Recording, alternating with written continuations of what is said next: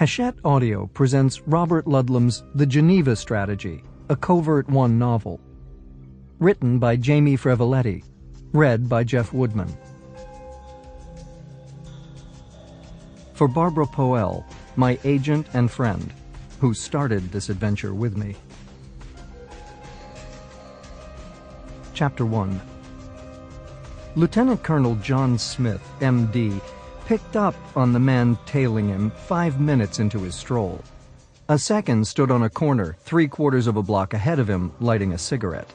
The match flame revealed that he was Asian. Between the two lay a shadowed street lined with tall trees, houses set back from the curb, and Smith.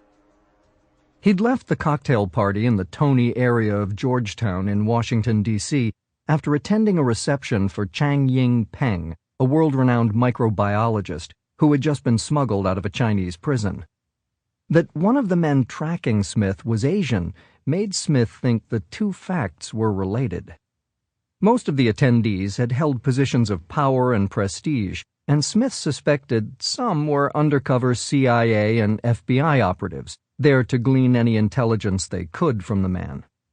In this last endeavor, they were thwarted, because he'd arrived with the activist attorney hired to defend him by one of the human rights organizations, and she had hovered nearby and run interference whenever anyone attempted to probe too deeply. Smith slowed and analyzed his options. Perhaps the trackers were simply more FBI agents, keeping tabs on all the attendees of a party for a controversial figure. Maybe the Department of Homeland Security.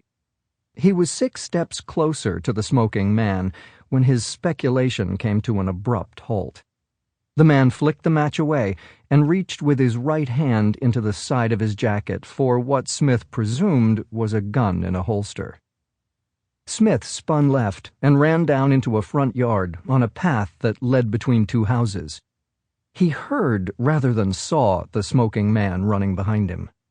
Smith was 6 feet tall and was obliged to duck his head to avoid a jutting bay window that narrowed the small path even more. As he approached the backyard, a motion-activated spotlight flared to life, bathing him in a glaring white glow and sending a ray of panic through Smith. The attacker would have to be the worst shot in D.C. if he missed at that distance. Smith reached a chain-link gate about 4 feet high, lifted the latch, and stumbled into the yard.